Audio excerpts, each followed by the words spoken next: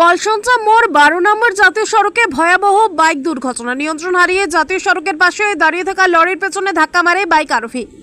আশঙ্কাজনক অবস্থায় দুজন বাইক আরোহীকে উদ্ধার করে মুর্শিদাবাদ মেডিকেল কলেজে পাঠানো হয়। এক বাইকে থাকা দুজনের মধ্যে চালকের অবস্থা আশঙ্কাজনক। ঘটনাস্থলে নবগ্রাম থানার পুলিশ। স্থানীয়রা জানায়, বেপরোয়াভাবে বাইক চালাচ্ছিল বেশ কয়েকজন, তাদেরই মধ্যে একজনের দুর্ঘটনা ঘটে।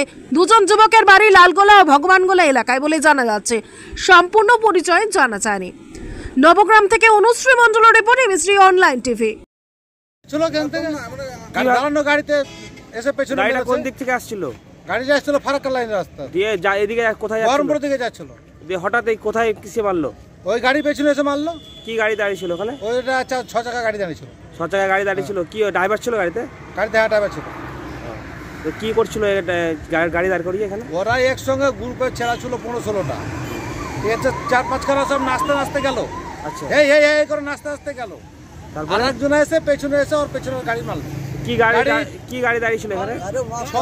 6 চাকা গাড়ি দাঁড়িয়ে ছিল। দিয়ে গাড়িটা কি পালিয়ে গেল? হ্যাঁ গাড়ি চলে গেছে। হ্যাঁ। আর এখানে যে দাঁড়িয়ে ছিল, হ্যাঁ গাড়িটা দাঁড়িয়ে ছিল। গাড়ির 4 চাকা নিচে গাড়ি দাঁড়িয়ে আছে। রোড থেকে 2 ফুট নিচে গাড়ি দাঁড়িয়ে আছে।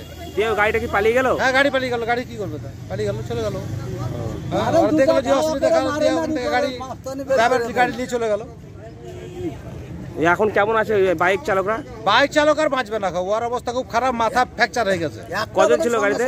গাড়িতে 2 জনা ছিল, পেছনে একজনা বসছিল, ওটা বাঁচবে, একটুকু চোট খেয়েছে। আর এর তো মনে হয় 4 কেজি ব্লিডিংই হয়েছে। হ্যাঁ 4-5 কেজি।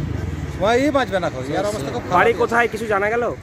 বাড়ি লালগোলা এই সাইডে সবাই বুঝছে, ওখানে আমরা বলতে পারবো সঠিক জানা না। লালগোলা। আপনার নাম? আমার নাম ইউনুস শেখ।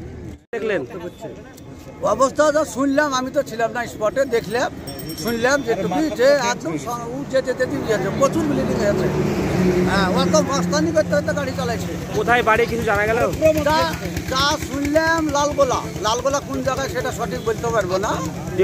কোথা থেকে আসছিল ওরা এধার থেকে আসছিল, এখন পাপ্পু ধাবা থেকে না কোন হোটেল থেকে না, এখন ওই রঘুনাথগঞ্জ লালগোলা দিয়ে ঘুরতে রাউন্ড করে আসছে। ওরাই জানে, আমরা তো জানি না।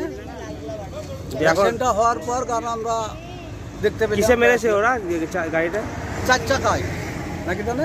6 চাকা গাড়ি দাঁড় করা ছিল, স্ট্যান্ড করা ছিল।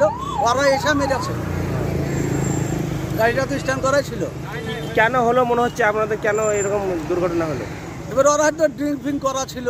এইসব গাড়ি অত দূর ছেড়ে, অত রোড ফাঁকা রোডের ভিতরে এসে মারছে।